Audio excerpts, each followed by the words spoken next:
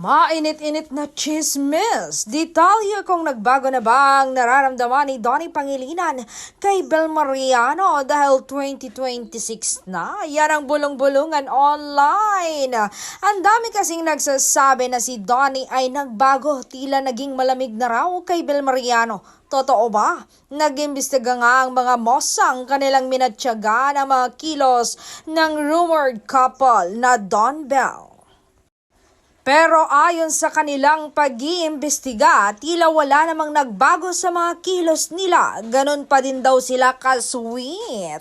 Pero tinitignan pa daw nila sa mga susunod na araw.